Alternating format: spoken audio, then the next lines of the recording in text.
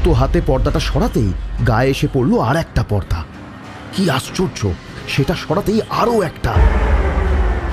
মানে তোমার শরীরটা আমার চাই। রনিতার বিস্ফারিত চোখের সামনে শর্বরী মিত্রের মুখটা ভেঙে চুরে কেমন বদলে যেতে শুরু করলো। আর ভাঙা গড়ার পাজল গেম যখন শেষ হলো তখন তার মুখ, ওগুলোই তো সেতু, তোমার আত্মায় পৌঁছানোর সেতু। সর্বনাশ, সর্বনাশ হয়ে গেছে। এক মুহূর্তের অসতর্কতায় বিরাট বড় সর্বনাশ হয়ে গেছে। আরো 3টে টাটকা তাজা আত্মা পাওয়া গেল।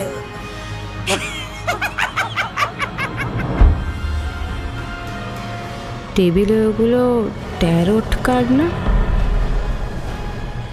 হ্যাঁ, প্রেত বাণীবহ চক্রযান।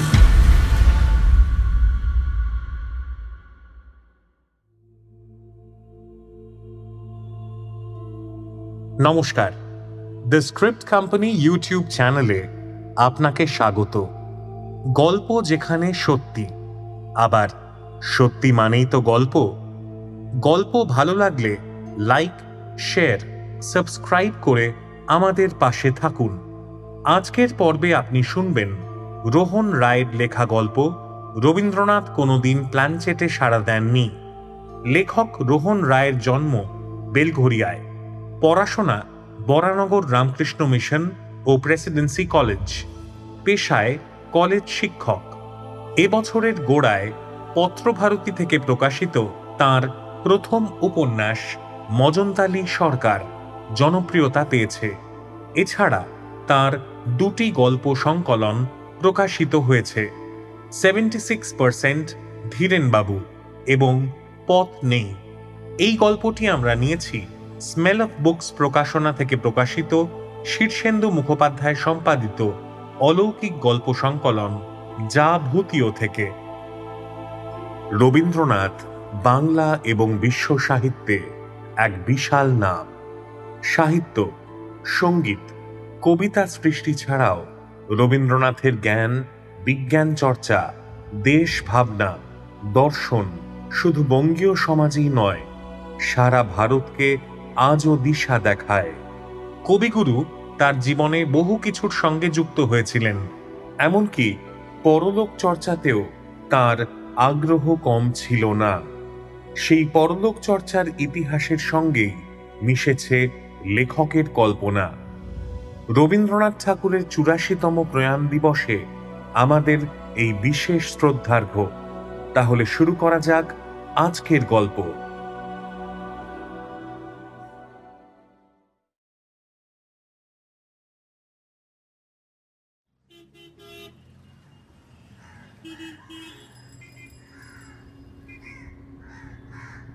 রবীন্দ্রনাথ কোনোদিন প্ল্যানচেটে সাড়া দেননি। বইয়ের নাম শুনেই রনিতা ফ্যাক করে হেসে ফেলল।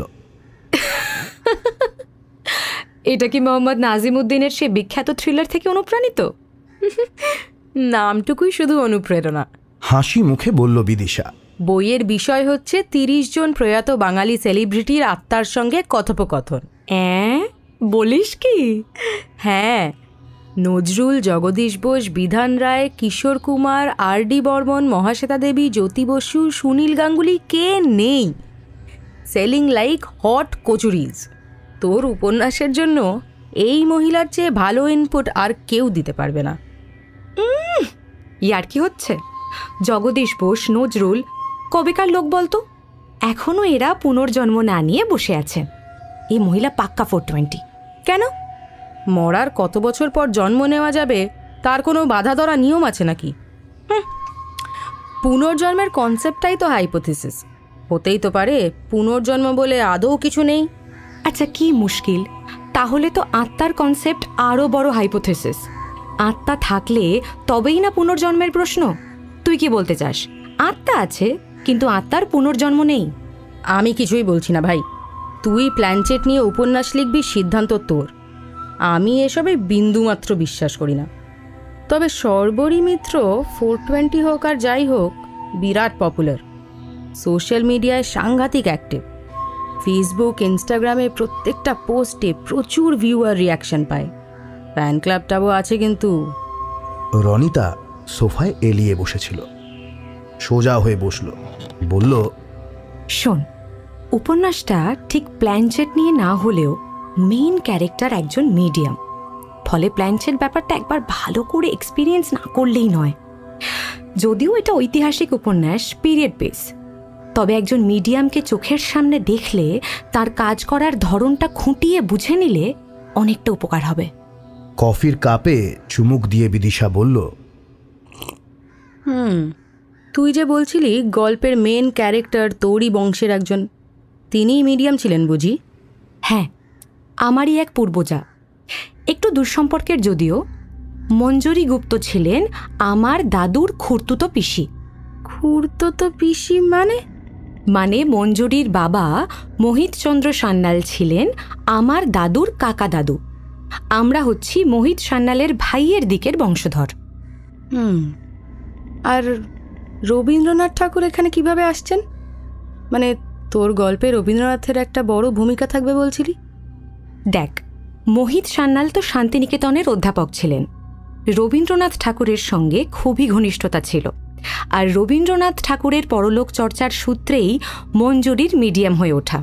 ফলে রবীন্দ্রনাথ তো স্বমহিমায় থাকবেনই, সঙ্গে তার সেই সময়ের বন্ধুবান্ধব, আত্মীয় স্বজন অনেকেই উপন্যাসের ক্যারেক্টার হিসেবে আসবেন।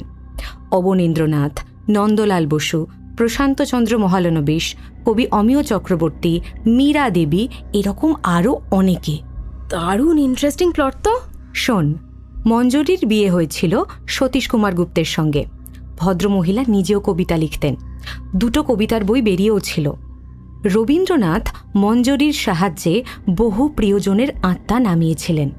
কাদম্বরী দেবী, মৃণালিনী দেবী, ছোট ছেলে সমীন্দ্রনাথ, বড় মেয়ে মাধুরীলতা, কবি সত্যেন্দ্রনাথ দত্ত, সুকুমার রায় এবং ভাইপো বলেন্দ্রনাথ।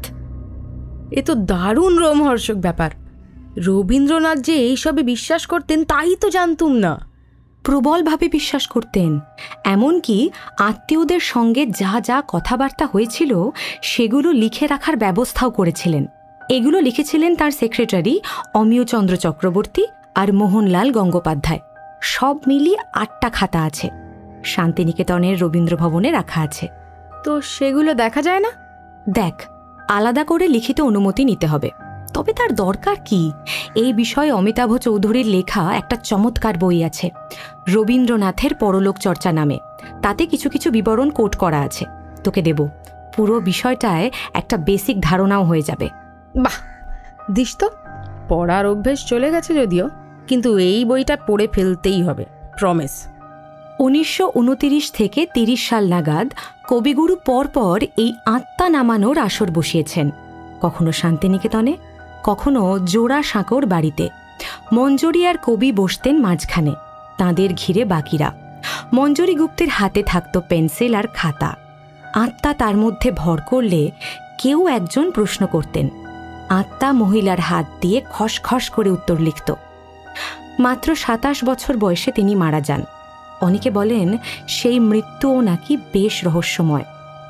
হয়তো এত আত্মার অস্তিত্বভার নিজের মধ্যে ধারণ করতে করতেই মহিলার জীবনী শক্তি ফুরিয়ে এসেছিল। তোকে তাহলে প্রচুর পড়তে হচ্ছে বল। প্রচুর। এখন প্রশান্ত কুমার পালের রবি জীবনী নিয়ে বসেছি, 9টা খণ্ড। ওরে বাবা! আমার যদিও কাজে লাগবে মূলত 6 আর 7 নম্বর খণ্ড, তবে মুশকিল অন্য জায়গায়। রবীন্দ্রনাথকে নিয়ে তো প্রচুর কাজ রয়েছে, প্রয়োজনের বেশিই রয়েছে, কিন্তু মঞ্জরি গুপ্ত আমারই বংশের মানুষ হলেও তাকে নিয়ে তেমন তথ্য পাচ্ছি না, বুঝলি।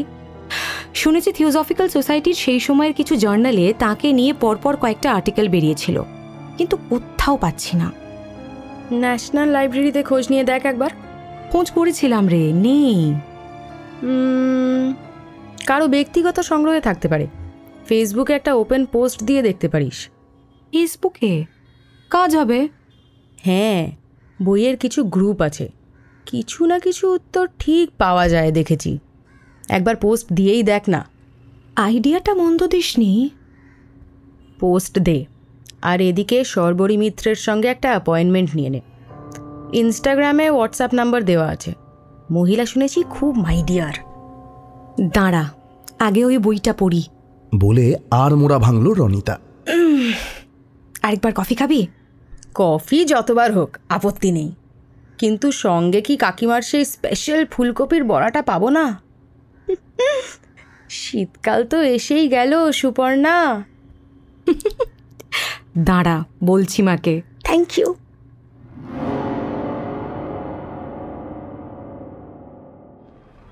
পরদিন ইউনিভার্সিটি থেকে ফেরার পথে রনিতা কলেজ স্ট্রিট থেকে শর্বরী মিত্রের লেখা রবীন্দ্রনাথ কোনোদিন প্ল্যানচেটে সাড়া দেননি বইটা কিনে ফেলল। 1 বছর হলো বেরিয়েছে, এর মধ্যেই 5ম মুদ্রণ। তার মানে লোকে সত্যিই পড়ছে। কপাল জোরে বাসে জানলার সিট পেয়ে খোশ মেজাজে রনিতা বইটা পড়তে শুরু করল। খুব বুদ্ধি করে লেখা, বিতর্কিত প্রশ্ন করা হয়েছে, কিন্তু প্রতি ক্ষেত্রে আত্মারা এড়িয়ে গিয়ে গা বাঁচানো উত্তর দিয়েছে। কিন্তু কোনো নতুন তথ্য নেই যা জীবন গ্রন্থগুলোয় পাওয়া যায় না। সবচেয়ে মজার কথা, দেখা যাচ্ছে প্রয়াত সেলিব্রিটিরা কেউই পরলোকের কথা খোলসা করে বলেননি। যেটুকু বলেছেন সেটুকু হলিউডি হরর ছবিতে দেখানো পরলোকের সঙ্গে মিলে যায় অবিকল। একটু বুদ্ধিমান পাঠকের পক্ষে ব্যাপারটা ধরে ফেলা কঠিন নয়। রনিতার হাসি পেয়ে গেল, সঙ্গে আফসোসও হলো খানিক। ইস, টাকাটা স্রেফ জলে গেল। এই পাতি গাল গল্প লোকে পয়সা খরচা করে কিনছে। অবশ্যই তা আশ্চর্যের কিছুই নেই, যুগটাই তো এরকম। নকুলদানাও এখানে প্রচারের জোরে জল ভরা তাল শ্বাস হয়ে যাচ্ছে। হাতব্যাগ থেকে ফোন বের করে রনিতা শর্বরী মিত্রের ইনস্টাগ্রাম প্রোফাইল চেক করতে শুরু করল। বায়োতে লেখা আছে paranormal expert, influencer, writer and entrepreneur. ভদ্রমহিলা নিয়মিত ছবি, রিল ইত্যাদি পোস্ট করেন। বেশিরভাগই নানা সাজে নিজের ছবি, বেড়াতে যাওয়ার ছবি বা বিভিন্ন বিশিষ্ট লোকজনদের সঙ্গে ছবি বা রিলও রয়েছে অনেক। দেখেই মালুম হয় রীতিমতো মেনটেন করেন নিজেকে। ফলে বয়স 40 না 50-এর ঘরে বোঝা মুশকিল। অ্যাপয়েন্টমেন্ট চেয়ে ভদ্রমহিলার হোয়াটসঅ্যাপ নম্বরে একটা মেসেজ ছেড়ে রেখেছিল রনিতা। বাড়ি ঢুকে ফ্রেশ হয়ে ফোন নিয়ে বসতেই দেখল জবাব এসে গেছে। ভদ্রমহিলা আগামীকাল বিকেলে যেতে বলেছেন।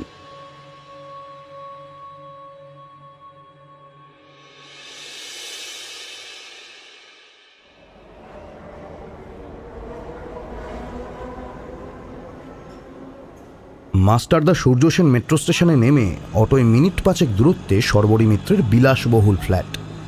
ডুপ্লে ফ্ল্যাট ব্যাপারটা রনিতাই প্রথম দেখল। মানে ওপর নিচে 2 ফ্লোর মিলিয়ে একটাই ফ্ল্যাট। গোটা নিচতলা জুড়ে বিরাট বৈঠকখানা। ঘরটা ভারী সুন্দর। দেওয়ালে অলিভ গ্রিন রং, কাঠের আলমারিতে সাজানো রয়েছে মিনিয়েচার। ছোট ছোট ইনডোর প্ল্যান্ট রয়েছে। একটা দেওয়ালে পরপর কয়েকটা পেন্টিং।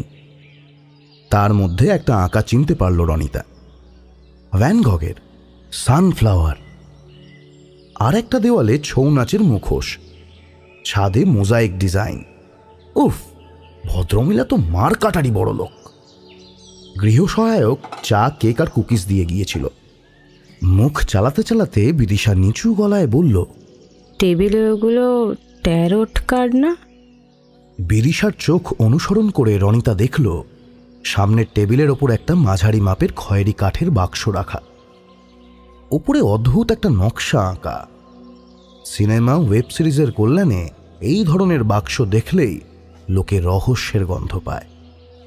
রনিতা বলল, হতে পারে, তবে কথাটা ট্যারো, নট ট্যারোট।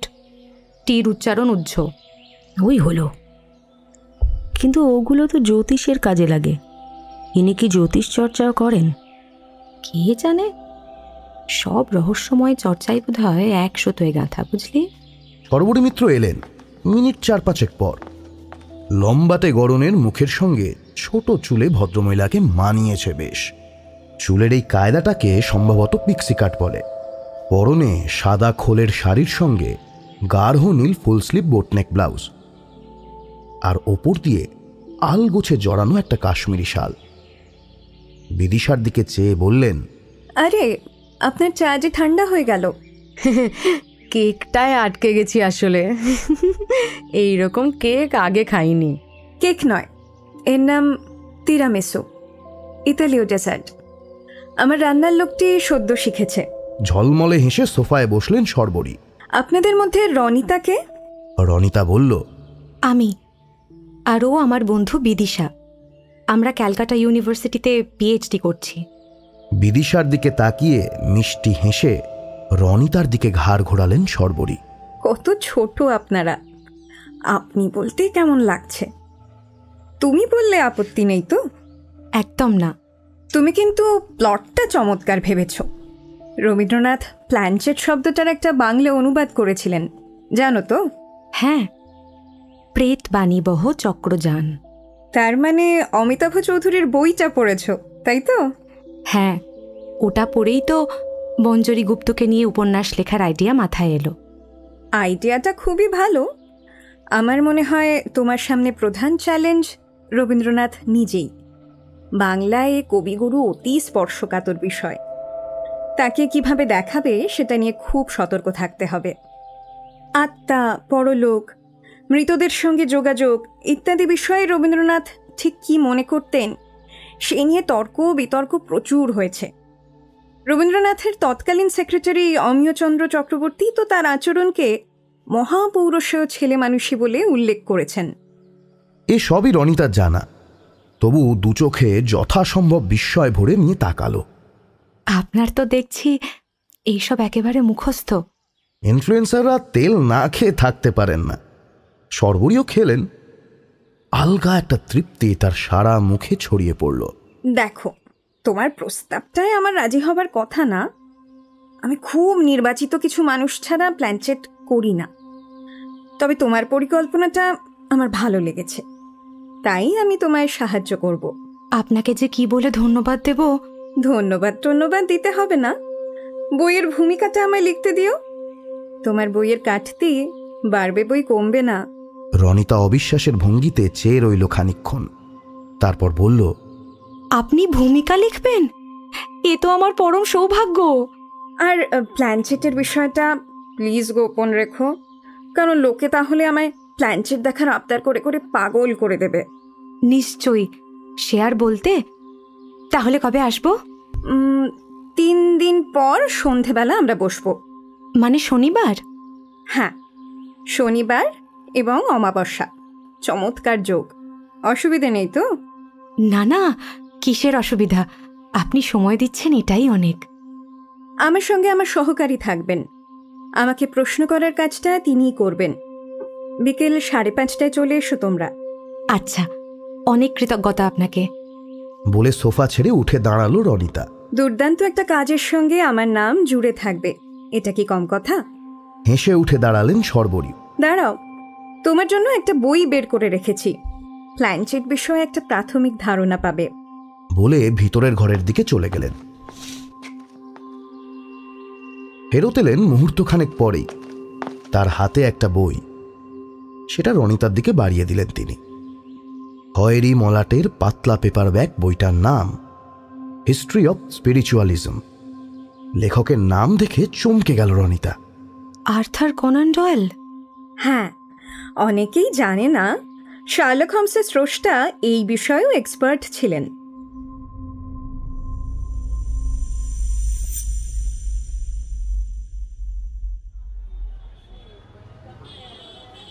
ফোনটা এলো পরদিন বিকেলে। রনিতা আর বিদিশা তখন কলেজ স্ট্রিটের প্যারামাউন্টে বসে ডাব শরবত খাচ্ছে। একটা রিনে গলা উপাস থেকে বলল, রনিতা চট্টোপাধ্যায় বলছেন? বলছি। আমার নাম হৈমন্তী সেন। আপনি থিওজফিক্যাল সোসাইটির জার্নালের জন্য ফেসবুকে একটা পোস্ট দিয়েছিলেন না, সেটা দেখেই ফোন করলাম। হ্যাঁ হ্যাঁ, আপনার কাছে জার্নালগুলো আছে? হ্যাঁ আছে, তবে আপনি যদি বিশেষ কোনো সংখ্যা চান সেটা আছে কিনা আমায় একটু খুঁজে দেখতে হবে। আশা করি পাবো। আমার দাদুর 7-8টা আলমারি ভর্তি পুরনো দিনের সব পত্রপত্রিকা, তার মধ্যে থিওজফিক্যাল সোসাইটির 2-1টা পত্রিকা আমি দেখেছি। বলেন কি? আপনি তো সোনার খনি মশাই। আপনাকে তো কাল্টিভেট করতে হচ্ছে। নিশ্চয়ই, ন্যাশনাল জিওগ্রাফিক থেকে শুরু করে নবপর্যায় বঙ্গদর্শন, সাধনা, অচলপত্র, অরণি, নাচঘর সব পাবেন। আপনি আসতে চাইলে স্বাগত। নিশ্চয়ই যাব। খুব উপকার হলো আপনি ফোন করলেন। আমার দরকার থিওসফিক্যাল সোসাইটির 1929 থেকে 30 সালের জার্নালগুলো। আমি খুঁজে দেখব, ফোন করব আপনাকে।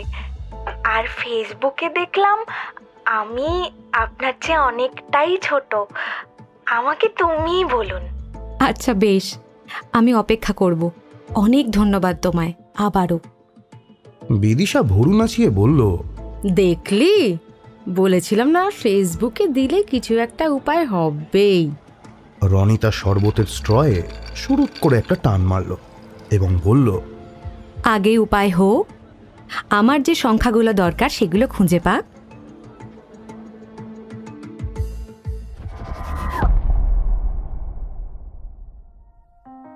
কর্মী সংগঠনের ডাকা বন্ধের জেরে ইউনিভার্সিটির ক্লাস ক্যান্সেল হয়ে গেছে, তাই রনিতা বেশ খুশি হয়েছে।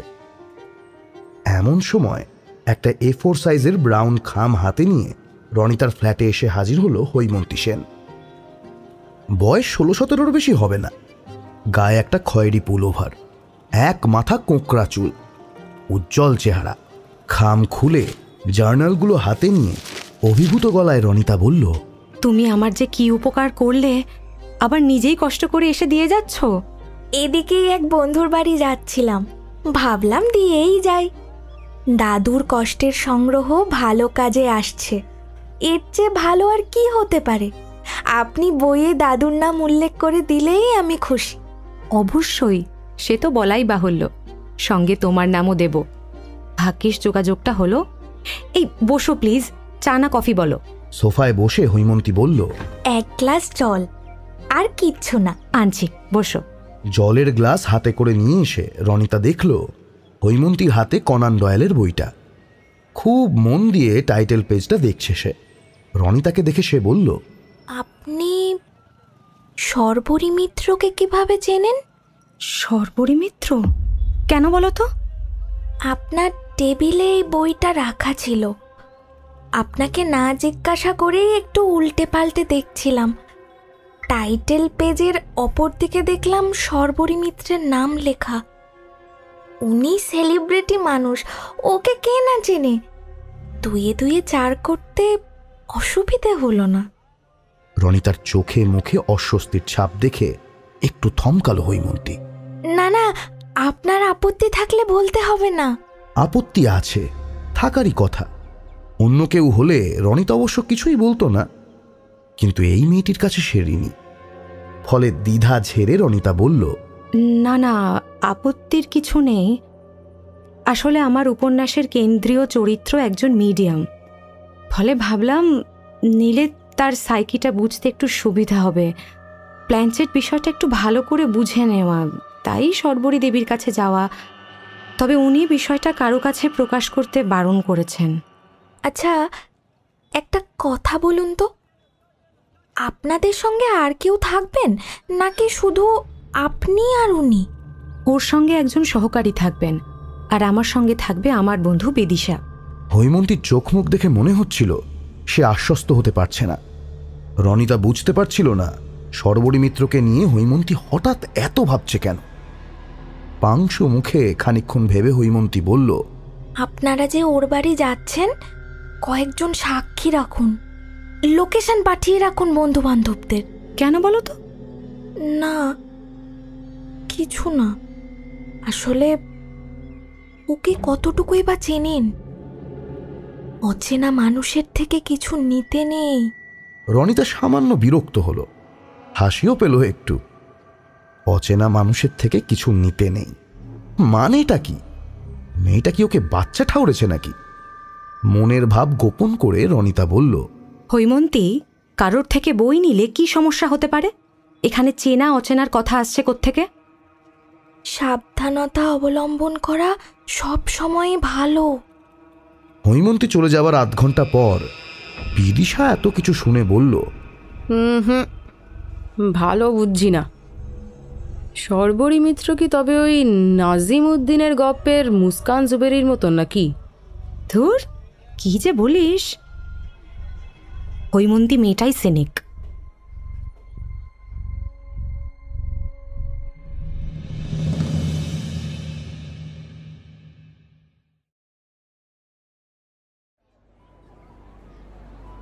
শনিবার, তাই অমাবস্যা।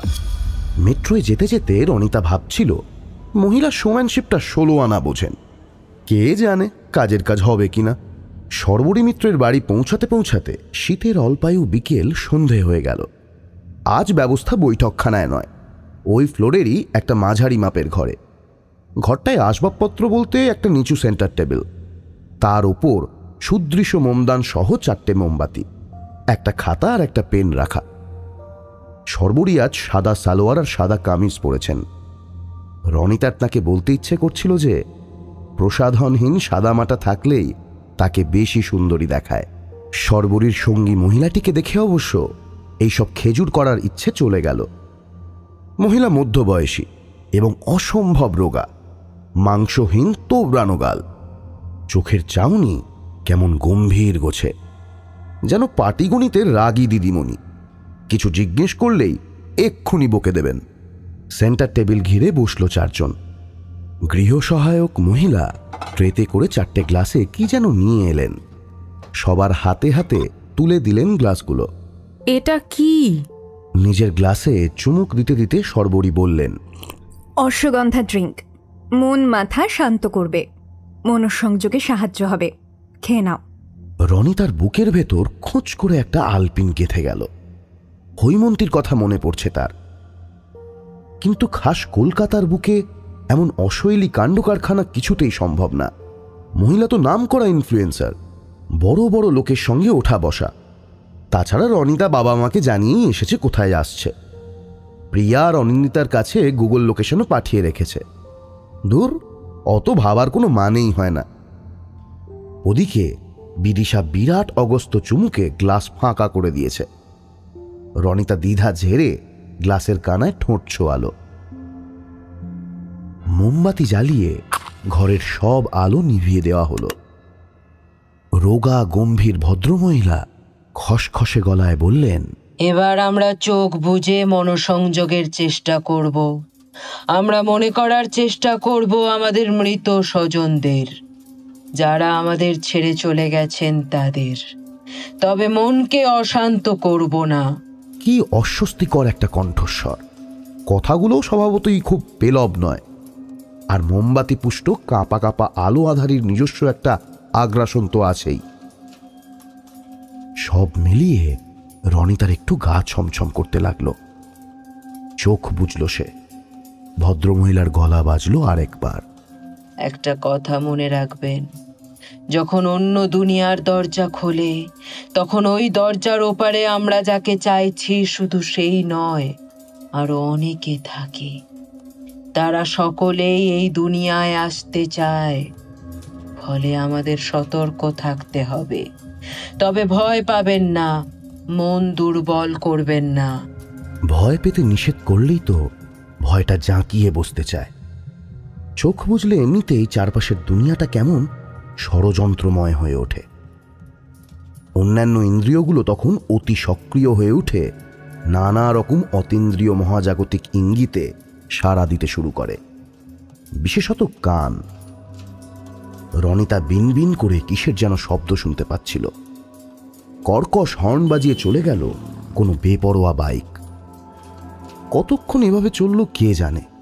হঠাৎ কি যেন একটা ঝুপ করে গায়ের উপর এসে পড়ল। ভয়ানক চমকে ধর্মর করে উঠে রনিতা দেখল কোথা থেকে একটা ভারী পর্দা তার গায়ে এসে পড়েছে। দ্রুত হাতে পর্দাটা সরাতেই গায়ে এসে পড়ল আর একটা পর্দা। কি আশ্চর্য, সেটা সরাতেই আরো একটা, তারপর আরো একটা। রনিতা পাগলের মতো একটার পর একটা পর্দা সরিয়ে এগোতেই গায়ে ঝাঁপ দিয়ে পড়ল পরের পর্দা। অবশেষে অন্তত 20 পর্দা সরিয়ে রনিতা যেখানে এসে দাঁড়ালো সেটা সর্বরী মিত্রের ঘর নয়, একটা চওড়া বারান্দা। টিমটিমে হলুদ আলো জ্বলছে। ছপ ছপ করে শব্দ হচ্ছে কোথায়। কিছু দূর গিয়ে বারান্দাটা অনন্ত হলুদ আলোয় মিশে গেছে। রনিতা দিশেহারার মতো এদিক ওদিক তাকালো। এ কোথায় এসে পড়ল সে? তখনই চোখে পড়ল একটু দূরে দেওয়াল ঘেঁষে দাঁড়িয়ে আছে একটা ছায়া মূর্তি। রনিতার প্রাণটা আলোর বেগে ছুটে এসে গলার কাছে আটকে গেল। মূর্তিটার দেহভঙ্গিতে একটা বদল এলো। ফোনে নেটওয়ার্কের গন্ডগোল হলে ওপাশের গলা যেমন শোনায় তেমনই ছেঁড়া ছেঁড়া হয়ে ভেসে এলো তার কণ্ঠস্বর। আত্মারা অপেক্ষায় থাকে কখন কেউ তাদের দরজায় করাঘাত করবে। গলা শুনে চিনতে অসুবিধা হলো না। সর্বরী মিত্র। যাক, তবু চেনা লোক। রনিতা উত্তেজিত গলায় বলল, এটা কোন জায়গা? বিদিশা কোথায়? সর্বরী এগিয়ে এলেন। এবার স্পষ্ট চেনা যাচ্ছে তাকে। একই রকম অদ্ভুত গলায় বললেন, বিদিশা যেখানে ছিল ঠিক সেখানেই আছে। সবাই সেখানেই আছে। এটা কি অ্যাস্ট্রাল প্রজেকশন? কি করছেন এটা আপনি? অত জটিল গালভরা নাম দেবার দরকার কি? এটা খুব সহজ একটা ব্যাপার। এটা একটা পুরনো সময়। পুরনো সময় মানে? পুরনো সময় মানে অতীত। আমরা এখন আছি 1929 সালের 16ই ডিসেম্বর তারিখে। রনিতার পায়ের তলা শিরশির করে উঠল। মহিলা বলে কি? ঠিকই বলছি। প্ল্যানচেট শুধু ভূতপূর্ব মানুষকেই নয়, ভূতপূর্ব সময়কেও ফিরিয়ে আনতে পারে।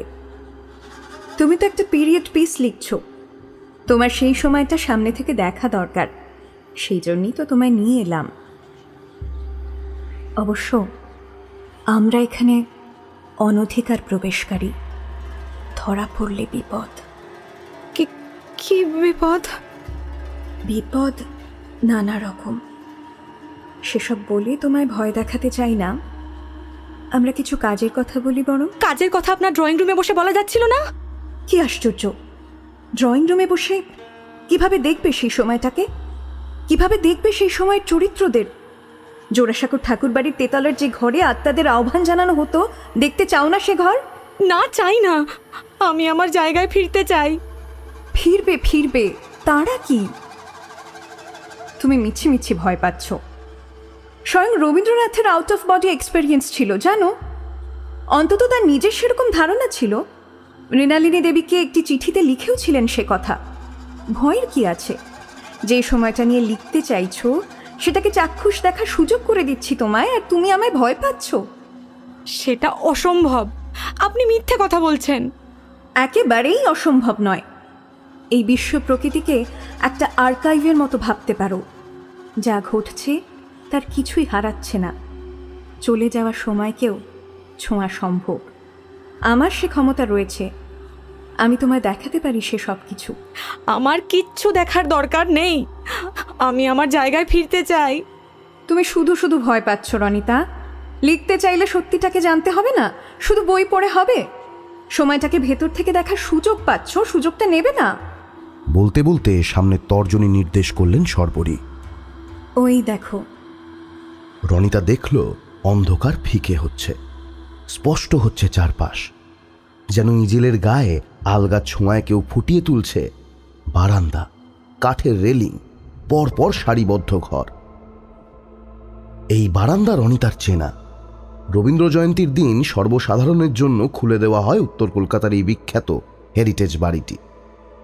2 বছর আগেই বিদিশা, প্রিয়া, অনিন্দিতাদের সঙ্গে রনিতা ঘুরে ঘুরে দেখে এসেছে এইসব ঘর। হ্যাঁ, জোড়াসাঁকোর ঠাকুর বাড়ি এটা। রনিতার মাথাটা বোঁ করে একটা চক্কর খেয়ে গেল। এসো, ঘাবড়িও না বলে হাতের একটা ইশারা করে সর্বরী সামনে এগোলেন। এরপর রনিতা নিজেই সর্বরীর পেছন পেছন এগোলো। নাকি পায়ের তলার মাটি কনভেয়ার বেল্ট হয়ে উঠে তাকে টেনে নিয়ে গেল, সেটা রনিতা বুঝতে পারল না। 2-3টে দরজা পেরিয়ে একটা দরজার সামনে এসে থেমে গেলেন সর্বরী। রনিতাও থামল। ঘরের ভেতরে কিছু লোকজন মেঝে গালিচা পেতে বসে আছেন। কারা এরা? ধ্যান করছেন নাকি? সবার মাঝখানে বসে আছেন এক দীর্ঘদেহী মানুষ। রনিতার সারা শরীরে শিহরণ খেলে গেল। ওই সুঠাম দেহ গঠন, ওই সাদা জোব্বা, ঘাড়ের কাছে লুটিয়ে থাকা ওই চুল। কে উনি? শর্বরী হাসলেন। উনি। রনিতা হাঁ করে চেয়েছিল। মনের সঙ্গে ভোকাল কর্ডের যোগাযোগ সম্পূর্ণ বিচ্ছিন্ন হয়ে গেছে মনে হচ্ছে। মাথার মধ্যে কথার চাক্কা জ্যাম লেগে যাচ্ছে, কিন্তু একটা শব্দ মুখে আসতে চাইছে না। চর্মচক্ষে তার দেখা পাওয়া, এও কি সম্ভব? শর্বরী ফিস ফিস করে বললেন, ওর পাশের কম বয়সী মহিলাটিকে দেখো। রনিতা দেখল দীর্ঘদেহী মানুষটির ডান পাশেই বসে আছেন এক তরুণী। এর কোনো ছবি কোথাও পাওয়া যায়নি, তবে চিনতে অসুবিধা হল না তার। তিনি রনিতার রহস্যময় পূর্বজা, তার উপন্যাসের প্রধান চরিত্র, যার বিষয়ে কোথাও সেরকম কোনো তথ্য নেই। রনিতার মাথা ভোঁ ভোঁ করছে, মনে হচ্ছে এখনই দাঁতে দাঁত লেগে যাবে। উনিও খুব সাধারণ মানুষ ছিলেন না। অসম্ভব কঠিন সব গুহ্যবিদ্যা তিনি আয়ত্ত করেছিলেন। উনি ছিলেন বলেই 1929 সালের 16ই ডিসেম্বর এক ভয়ঙ্কর বিপদের হাত থেকে রেহাই পেয়েছিলেন তেতালার ঘরে জমা হওয়া মানুষজন। সেই গল্পটা কোথাও লেখা হয়নি, কেউ জানতে পারেনি, কারণ একমাত্র মঞ্জুরি গুপ্ত জানতেন গল্পটা। দুনিয়া তাকে চিনল না, কারণ সেই গল্পটা দুনিয়া জানল না।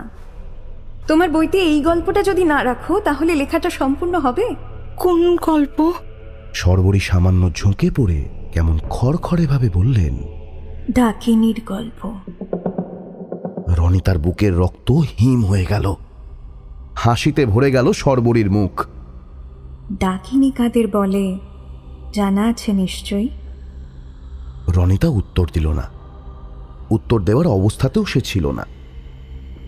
কয়েক মুহূর্ত অপেক্ষা করে শর্বরীই বললেন, ডাকিনীরা বাক সিদ্ধা, গুপ্তবিদ্যার অধিকারী। মা কালীর সহচারী হিসেবে ডাকিনী যোগিনীর কথা সবাই জানে। আরেকটু ভেঙে বলি, তোমার লেখার কাজে লেগে যাবে। শশীভূষণ দাশগুপ্তের মতে ডাকিনী শব্দটা এসছে তিব্বতী ডাক শব্দ থেকে, যার অর্থ জ্ঞান। সুকুমার সেন বলছেন মূল শব্দটার উৎপত্তি ডঙ্কা থেকে, যা আগেকার দিনে কোনো গুরুত্বপূর্ণ খবর ঘোষণা করতে বাজানো হতো। সেই থেকেই এসেছে ডাকিনী, যার অর্থ হল জ্ঞানী নারী। ডাক বা ডাকিনী শব্দের আদি উৎপত্তি হল যিনি ডঙ্কা বাজান। ডাকিনী কথাটাকে নেতিবাচক অর্থে ধরে নেবার দরকার নেই, কিন্তু কেউ কেউ নিজের অধীত বিদ্যাকে ভালো কাজেও ব্যবহার করেছেন, অথচ সমাজের কাছে পেয়েছেন শুধুই ঘৃণা, ভয় আর অত্যাচার। সমাজ মেয়েদের অতিরিক্ত জ্ঞান বিদ্যা কোনোদিন সুনজরে দেখেনি। গার্গীর সঙ্গে তর্কে কোণঠাসা হতে হতে মেলগই বিরাট চোট লেগেছিল ঋষি যাজ্ঞবল্কের। কড়া ভাষায় সাবধান করা হয়েছিল গার্গীকে। খনার তো জিভই কেটে নেওয়া হয়েছিল। কে কেটেছিলেন জানো? তারই স্বামী বরাহমিহির, ঈর্ষায়। কারণ খনা গুণে এবং জনপ্রিয়তায় তাকে ছাড়িয়ে যাচ্ছিলেন। শুনতে শুনতে কেন কে জানে রনিতার ভয় সামান্য পাতলা হচ্ছিল। মহিলা এত কথা বলছেন যখন, ভয়ের কি খুব কিছু আছে? অজানা কিছুর মুখোমুখি হওয়ার জন্য কি মনে মনে একরকম তৈরি ছিল না সে? মাথাটা একটু ঠান্ডা করতে হবে। অহেতুক ভয় পাওয়ার কোনো মানে হয় না। একটা বড় শ্বাস নিয়ে রনিতা বলল, কিন্তু মঞ্জুরি গুপ্তের গল্পের ডাকিনী থেকে এলো? বলছি, বজ্র ডাকিনীদের কথা শুনেছ? ডাকিনীদের মধ্যে সবচেয়ে ক্ষমতাশালী শ্রেণী বজ্র ডাকিনীরা আত্মা জমায়। আত্মাই তাদের কারেন্সি। যার কাছে যত আত্মা, সে তত শক্তিশালী। আবার সব আত্মা সমান তেজিয়ান না। নোট 500 টাকারও হয়, 10 টাকারও হয়, তেমনই। ফলে শুধু কোয়ান্টিটি না, কোয়ালিটিও দরকার। যত প্রিমিয়াম কোয়ালিটির আত্মা পাওয়া যাবে, ততই বজ্র ডাকিনীদের শক্তি বাড়বে। বুঝলে? বুঝলাম, কিন্তু এই গল্পে ডাকিনীটা কে? অধৈর্য হচ্ছ কেন? বিশদে না বললে ব্যাপারটা বুঝতে পারবে না। তুমি তো অমিতাভ চৌধুরীর বইটা পড়েছ বললে। অমিতাভবাবুর বইটায় দেখবে পরিচিত আত্মাদের সঙ্গে মাঝে মাঝে এক একটা অনাহুত অচেনা আত্মাও চলে আসছিল। হরিভাবিনী নামে এমনই এক অচেনা আত্মা এসছিল 16ই ডিসেম্বর। তার আসল নাম হরিভাবিনী ছিল না, সে মিথ্যে নাম বলেছিল। যেমন তেমন আত্মা সে ছিল না, সে ছিল এক বজ্র ডাকিনী। সে এসেছিল একজনের ভুলের সুযোগ নিয়ে। কার ভুলের সুযোগ নিয়ে? কবিগুরুর ঘনিষ্ঠ এক অনুগামী ছিলেন পরিতোষ মজুমদার। ভদ্রলোক কাব্যচর্চা করতেন। প্রথম জীবনে শৈব ছিলেন, পরে শাক্তমতে দীক্ষা নিয়ে অঘরী সাধনা শুরু করেন। কিছু কিছু বিদ্যা তিনি অর্জন করেছিলেন। সেই আত্মবিশ্বাসেই তিনি এক বজ্র ডাকিনীকে বশ করার চেষ্টা করে বসেন। ডাকিনীদের বশ করতে পারলে অনন্ত ক্ষমতার অধিকারী হওয়া যায়, জানো নিশ্চয়। কিন্তু বশ করা খুব সহজ কাজ নয়। বিশেষত বজ্র ডাকিনীদের বশ করা যেমন তেমন সাধকের কাজ নয়। পরিতোষবাবু সফল হননি। উল্টে এক ভয়ঙ্কর শক্তির দৃষ্টি আকর্ষণ করে তিনি এক ভয়ঙ্কর সর্বনাশের উৎসমুখ খুলে দিয়েছিলেন। পরিতোষবাবুকে মাধ্যম করে তার পরিবারের আরও 5টি মানুষকে শিকার বানিয়েছিল সেই ডাকিনী। তারপর সে নজর দিয়েছিল এই প্ল্যানচেটের আসরটির দিকে। এখানে কারা ছিলেন একবার ভাবো। আত্মশক্তিতে বলিয়ান এক একজন স্টলওয়ার্ড মহাপুরুষ ছিলেন তারা। বিশ্বের সর্বকালের শ্রেষ্ঠ সাহিত্যিক ছিলেন এখানে, ছিলেন মহান এক চিত্রশিল্পী, ছিলেন অসামান্য প্রতিভাধর এক রাশিবিজ্ঞানী। আর সোনায় সোহাগা এখানে সেই ডাকিনী পরিতোষ মজুমদারের চেয়ে অনেক শক্তিশালী এক মাধ্যমের খোঁজ পেয়েছিল। মঞ্জরী গুপ্ত? একদম ঠিক। ডাকিনী চেয়েছিল মঞ্জুরির মাধ্যমে সবাইকে একসঙ্গে অধিকার করতে, আর সেখানেই সে ভুল করেছিল। মঞ্জুরির ক্ষমতা সম্বন্ধে সে ওয়াকিবহাল ছিল না। মঞ্জুরি ডাকিনীকে এক অন্য জগতে বন্দী করেছিলেন 95 বছরের জন্য। কাজটা তার পক্ষে সহজ হয়নি। সেই রাতে বিপুল আয়ু খরচ হয়েছিল তার। অসম্ভব দুর্বল হয়ে পড়েছিলেন তিনি। ওই 16ই ডিসেম্বরই শেষ। তারপর আর কোনোদিন তিনি প্রেত আহ্বানের কাজ করতে পারেননি। এই ঘটনার 1.5 বছরের মাথায় তার মৃত্যু হয়। এবার মজার কথা হচ্ছে, আজ 21শে ডিসেম্বর, ঠিক 5 দিন আগে সেই ডাকিনীর 95 বছরের বন্দিত্ব শেষ হয়েছে। একটা অনির্দিষ্ট বিপদ সংকেতে বুকটা টলমল করে উঠল রনিতার। তবে কি হৈমন্তীর কথাই ঠিক? সর্বরী মিত্রই কি তবে? সর্বরী রনিতাকে লক্ষ্য করছিলেন। কুটিল এক হাসি ফুটল তার ঠোঁটে।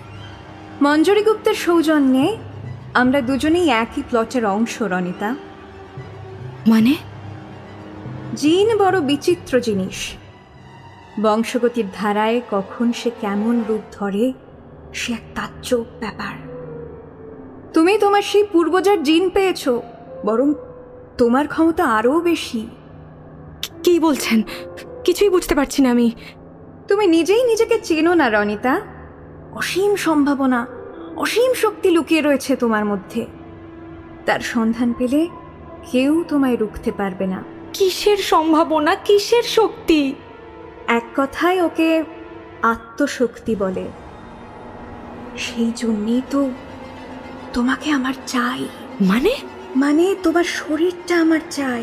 রনিতা এইবার টের পেল, এতক্ষণ যেটাকে তার ভয় বলে মনে হচ্ছিল সেটা ভয়ের প্রিলিউড মাত্র।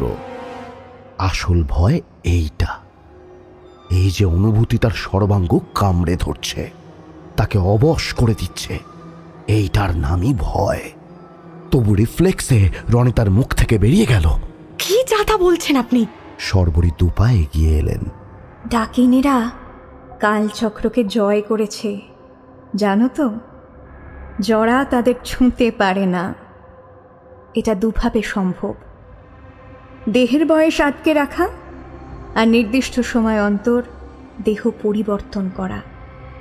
আমার দ্বিতীয়টাই পছন্দ। নতুন দেহ মানে নতুন জীবন, নতুন অ্যাডভেঞ্চার, ঠিক যেন সিনেমা। একই জীবনে আটকে থাকাটা বড্ড বোরিং। গত 5 দিন এই বাচ্চা মেয়েটার শরীরে আছি, এটা আমায় স্যুট করছে না। শরীর অনেক বুঝে শুনে বাঁচতে হয়, বুঝলে? তোমার শরীর আমার জন্য উপযুক্ত আধার, যেমন উপযুক্ত আধার হতে পারত মঞ্জরী গুপ্তের শরীর। আপনি আপনি কে?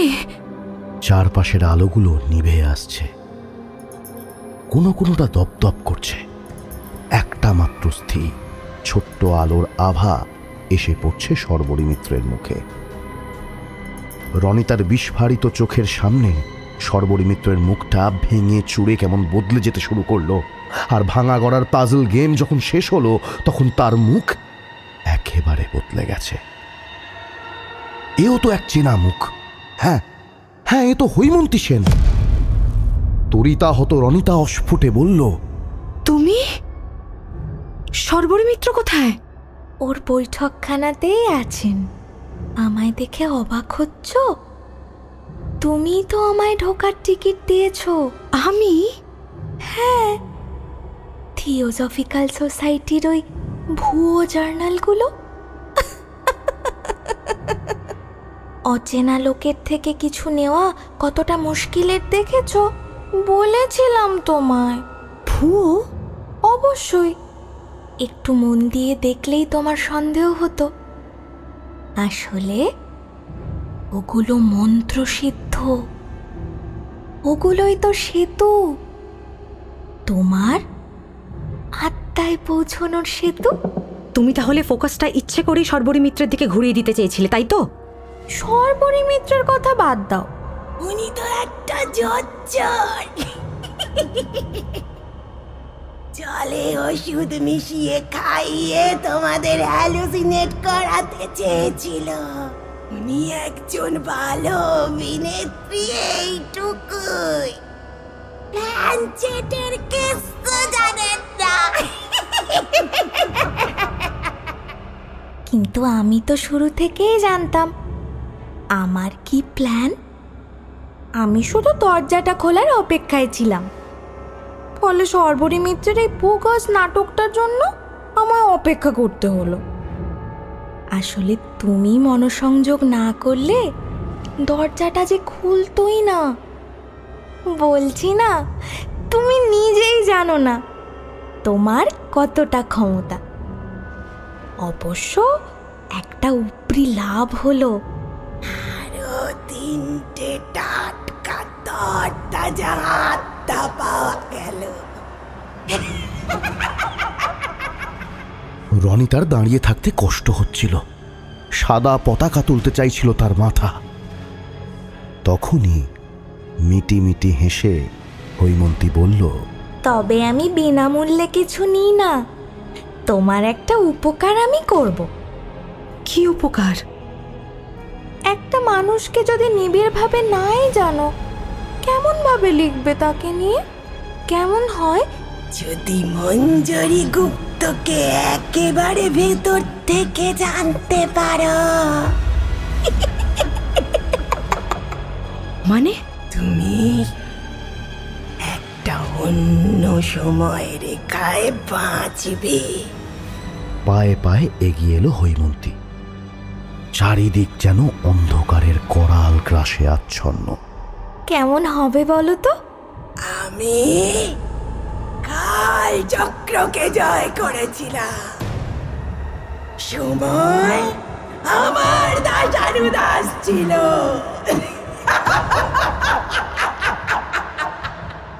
কিন্তু সেই শক্তি আমার কাছ থেকে কেড়ে নিয়েছিল মঞ্জরী গুপ্ত। এবার আমি তাকে তার নিজের সময় থেকে বিচ্যুত করব। তাহলেই তিনি হীনবল হয়ে পড়বেন।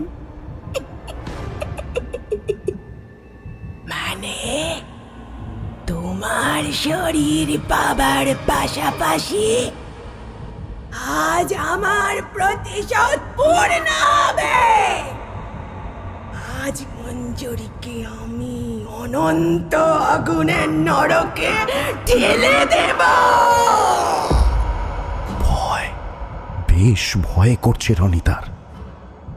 রনিতা দুপা পিছিয়ে গেল। সময়ের এই গলিতে তুমি মঞ্জরি গুপ্তের শরীরে বন্দী হয়ে থাকবে।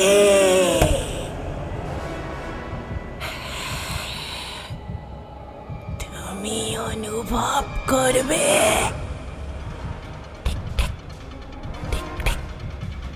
তার হৃদস্পন্দ, টের পাবে তার মনের কথা। তুমি মঞ্জুরি গুপ্তের জীবন বাঁচবে।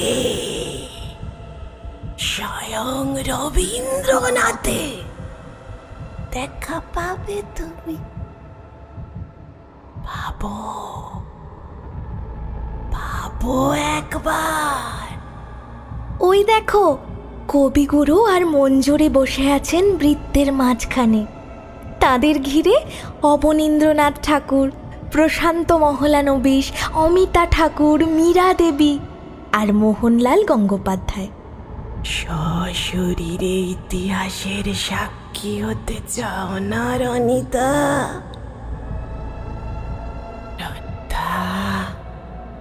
চিন্তা করো না, তোমার এই পরবাস বেশি দিনের জন্য নয়। আমরা এখন আছি 1929 সালের 16 ডিসেম্বর তারিখে। মঞ্জুরি মারা গিয়েছিল 1931 সালের 22 ফেব্রুয়ারি।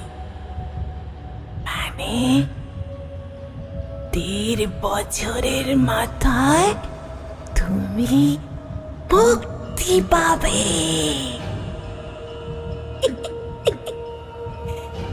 তারপর না হয় তোমাকে আমি তোমার নিজের সময় ফিরিয়ে আনব,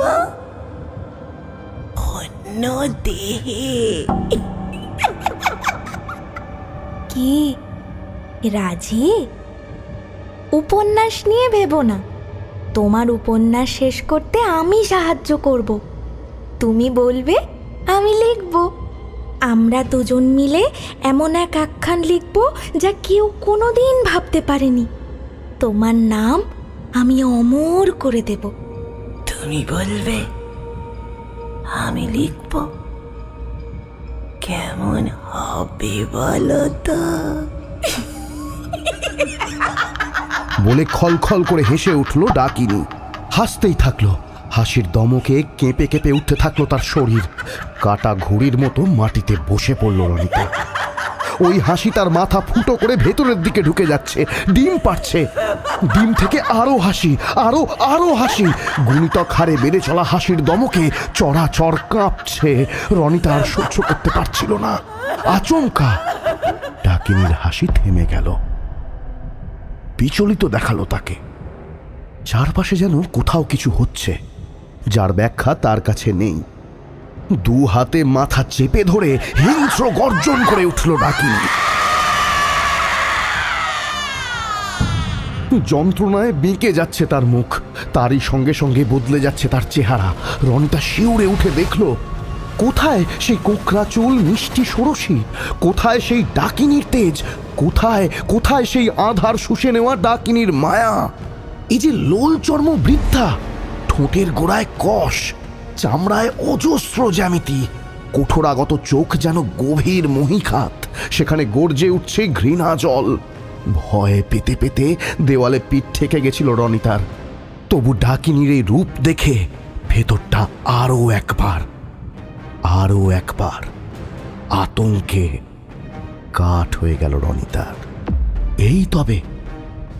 এই তবে হৈমন্তী সেনের আসল চেহারা। বিস্ময় অবশ্য সেখানেই শেষ হয়নি। রনিতাকে আরও তড়িতাহত করে দিয়ে হলুদ আলোর ভেতর থেকে দ্রুত পদক্ষেপে বেরিয়ে এলেন এক আলোকময় দৃপ্ত নারী মূর্তি। রনিতা একটু আগেই তাকে দেখেছে ঠাকুরবাড়ির তেতলার ঘরে। দীর্ঘদেহী মানুষটির পাশে বসেছিলেন তিনি, মায়াময় তার মুখাবয়ব। অথচ এই মুহূর্তে চোয়াল তার কঠিন, শরীর ঋজু।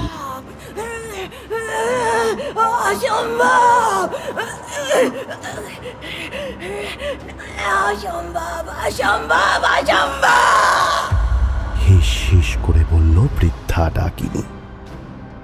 তার চোখে প্রকট হয়ে উঠেছে ভয়। আবার ভুল করে ফেললে, ঋজু গলায় বললেন আলোকিত তরুণী। ডাকিনী ভয় পাচ্ছে, পিছিয়ে যাচ্ছে এক পা করে, আর তার দিকে এগিয়ে যাচ্ছেন উজ্জ্বল সেই নারী। খড়কুটো খুঁজে পাওয়া দৃষ্টিতে নিজের পূর্ব নারীর দিকে নির্নিমেষ চেয়ে থাকে রনিতা। হাওয়ায় কেঁপে ওঠা মাকড়সার জালের মতো ফিনফিনে দেখায় বৃদ্ধা ডাকিনীকে। দু হাত বুকের কাছে তুলে ধরে বিকট চিৎকার করে ওঠে সে। পরক্ষণেই কাছে ঢিল এসে পড়ার মতো চুরমার হয়ে গেল তার অবয়ব।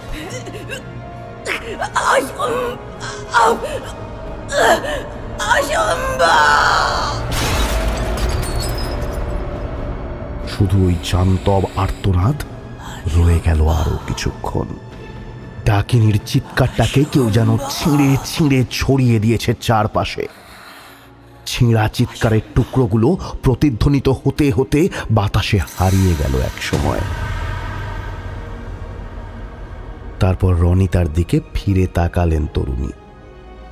কি মায়ায় ভরা চাহনি!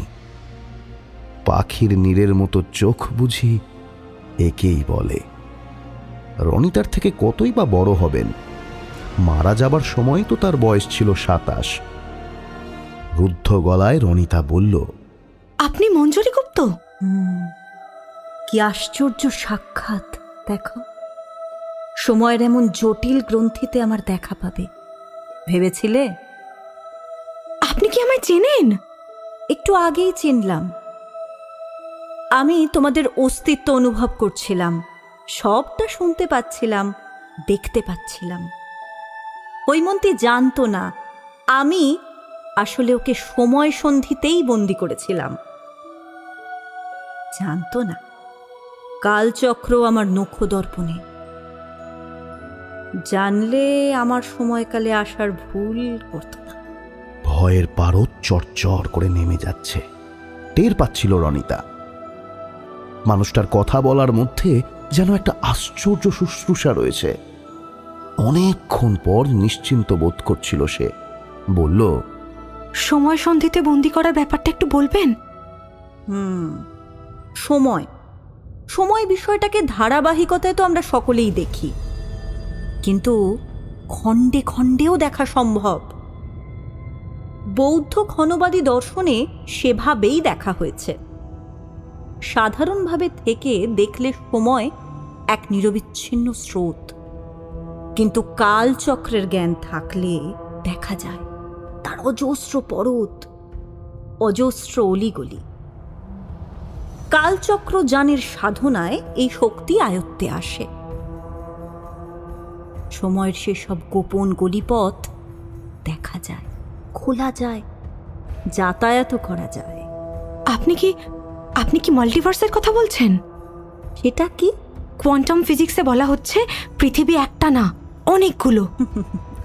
এটা 1929। এখন এসব কোয়ান্টাম ফিজিক্স কোথায়? আমি যেভাবে বুঝি সেভাবে বলছি। ধারাবাহিকতার ধারণাকে বৌদ্ধরা প্রত্যভিজ্ঞা বলছেন। প্রত্যভিজ্ঞা এক ধরনের ভ্রান্ত জ্ঞান। যাকে ধারাবাহিক বলে মনে হচ্ছে তা আসলে অজস্র একই রকম ক্ষণিক অবস্থার প্রবাহ। যেমন ধরো গ্রিক দার্শনিকের সেই বিখ্যাত উক্তি, এক নদীতে দুবার স্নান করা যায় না। ক্ষণবাদী বক্তব্যই তো। বৌদ্ধরা মোমবাতি দিয়ে ব্যাপারটার উদাহরণ দিচ্ছেন। একটা জ্বলন্ত মোমবাতি গলে গলে ক্ষয় হচ্ছে। এটাকে বৌদ্ধরা কিভাবে দেখেছেন জানো? তাঁরা বলছেন জ্বলন্ত অগ্নিশিখা একটা নয়, প্রতি মুহূর্তে নতুন একটা করে শিখা জন্ম নিচ্ছে আর ক্ষয় হয়ে যাচ্ছে। আমরা এই অজ্ঞানতাবশত একটা মোমবাতি হিসেবে দেখছি। অনাদি অনন্ত সময়ের ধারায় আমরা বিশ্বাস করি, কিন্তু প্রতিটা ক্ষণ আসলে আলাদা এক একটা একক। তারা সকলে মিলে আমাদের মনে ধারাবাহিকতার ভ্রান্তি তৈরি করছে। কালচক্রের সাধকরা ওই ক্ষণগুলোকে আলাদা করে দেখার ক্ষমতা লাভ করেন। বুঝতে পারছো কি বলছি? একটু একটু পারছি। সময়ের তেমনই এক প্রকোষ্ঠে আমি সেই বজ্র ডাকিনীকে বন্দি করেছিলাম। মানে একটা বিশেষ মুহূর্তের মধ্যে? ঠিক, একটা বিশেষ মুহূর্তের মধ্যে। কঠিন সাধনা করলে এক একটা মুহূর্তকে কারাগারে পরিণত করা যায়। তেমনই এক মুহূর্তের কারাগারে আপনি বজ্র ডাকিনীকে বন্দি করেছিলেন, তাই তো? ঠিক তাই। কিন্তু ৯৫ বছরের জন্য বন্দি করলেন কেন? এর কি কোনো বিশেষ কারণ আছে? না, এর চেয়ে বেশি সাধ্যে কুলোয়নি আমার। অনন্তকালের জন্য বন্দি করতে পারলে তাই করতাম। আসলে সময়কে নিয়ন্ত্রণ করা খুব সহজ কাজ নয়, বহু সাধনার বিষয়। যে এই মার্গের যত বড় সাধক, সময়ের উপর তার নিয়ন্ত্রণ তত বেশি। বুঝলে? বুঝতে পারছি। মঞ্জুরি আচমকা একটু সচকিত হলেন, উৎকর্ণ হয়ে কি যেন শুনলেন। একবার চোখ বুলিয়ে নিলেন চারপাশটায়, তারপর বললেন, যাকে শোনো, তোমার এখানে বেশিক্ষণ থাকা ঠিক হবে না। শরীর অরক্ষিত পড়ে থাকলে খারাপ আত্মারা তার চারপাশে ছোঁক ছোঁক করে বেড়ায়। আর বজ্র ডাকিনীকেও আমি বেশি দূর পাঠাতে পারিনি। সে ফিরে আসবে যে কোনো সময়। আমি টের পাচ্ছি ডাকিনী এখন আগের চেয়ে অনেক বেশি শক্তিশালী। মঞ্জুরি গুপ্তের কণ্ঠে সামান্য উদ্বেগের ছোঁয়া ছিল, কিন্তু রনিতাকে সেটা স্পর্শ করছিল না। ভারী নিশ্চিন্ত লাগছিল তার। সে বলল, যতই শক্তিশালী হোক, আপনার চেয়ে বেশি শক্তিশালী তো নয়। তা হলেও আমি বেশিক্ষণ তাকে ঠেকিয়ে রাখতে পারবো না। কারণ আমার কেন জানি না মনে হচ্ছে সে তোমার শরীরের দখল নিতে শুরু করেছিল এবং অনেকটাই দখল নিয়ে ফেলেছিল। আচ্ছা আচ্ছা, মনে করে দেখো তো, হৈমন্তীর সঙ্গে দেখা হবার দিন থেকে তোমার হাতে পায়ে আচমকা ব্যথা শুরু হয়েছে কিনা? তাই তো, সেদিন দুপুর থেকেই গায়ে হাতে পায়ে একটা অদ্ভুত ব্যথা অনুভূত হচ্ছে বটে। রনিতা তো কালকেই ভাবছিল যে ভিটামিন ডি টেস্ট করাবে কিনা। সে বলল, হ্যাঁ তা হচ্ছে। ওটাই ডাকিনী অধিগ্রহণের প্রাথমিক লক্ষণ। যাই হোক, আর সময় নষ্ট নয়। চোখ বোঝো, জীবিত মানুষের চোখ এই সময় যাত্রার বেগ সইতে পারবে না। এত তাড়াতাড়ি মানুষটাকে বিদায় জানাতে ইচ্ছে করছিল না, কিন্তু কিছু করারও তো নেই। রনিতা চোখ বুঝল। একটা আলোর বিন্দু বড় হতে হতে ভারী যত্ন করে চাদরের মতো রনিতাকে জড়িয়ে নিচ্ছিল। স্নায়ু শান্ত হচ্ছিল তার। অদ্ভুত আবেশে ঘুম চলে আসছিল।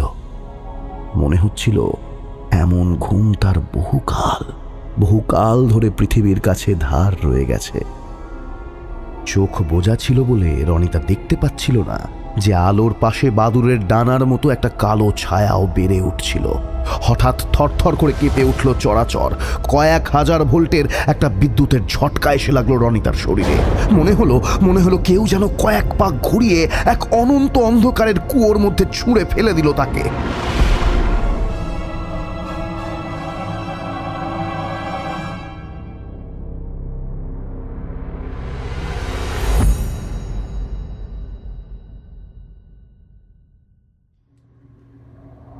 বিদিশা রনিতার মুখে জলের ছিটে দিচ্ছিল।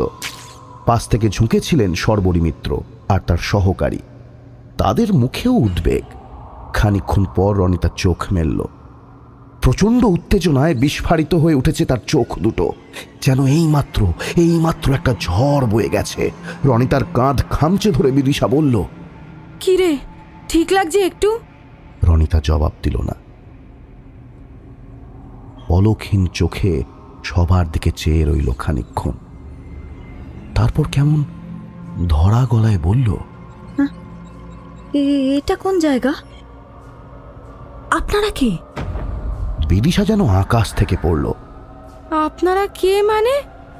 কি বলছিস তুই? এই রনিতা ফ্যাকাশে মুখে চারপাশ দেখতে দেখতে হঠাৎ ধর্মর করে উঠে বসল। তারপর ঢোক গিলে বলল, সর্বনাশ হয়ে গেছে। এক মুহূর্তের অসতর্কতায় বিরাট বড় সর্বনাশ হয়ে গেছে।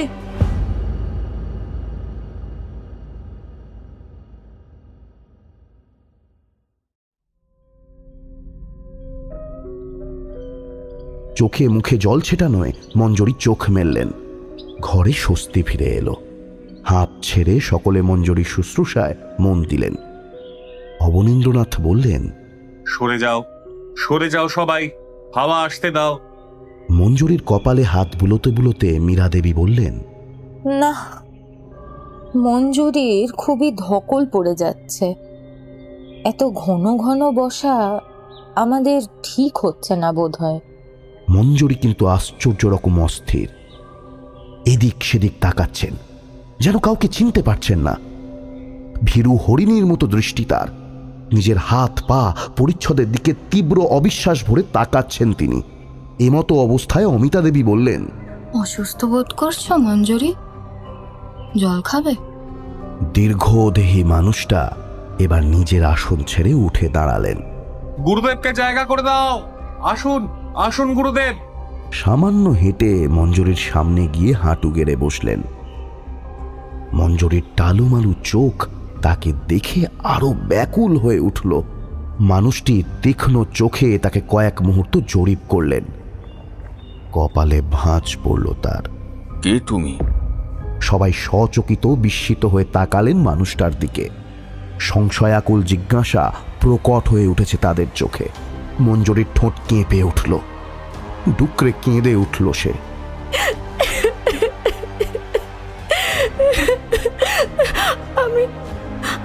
আমি মঞ্জরি নই।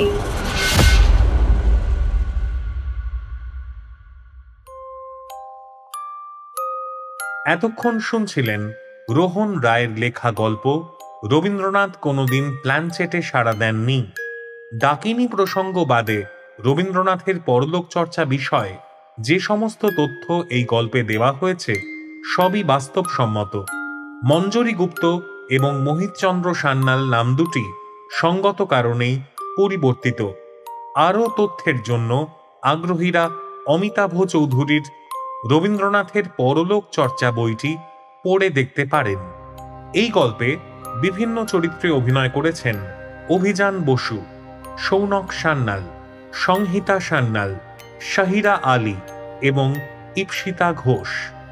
রনিতার চরিত্রে অভিনয় করেছেন চান্দ্রেই নিয়োগী, বিদিশার চরিত্রে রম্মানী নায়ার, হৈমন্তীর চরিত্রে মৌমিতা দত্ত, ডাকিনীর চরিত্রে মিঠু চক্রবর্তী, মঞ্জরির চরিত্রে প্রিয়াঙ্কা মুখোপাধ্যায় এবং সর্বরীর চরিত্রে মধুমন্তী চট্টোপাধ্যায়।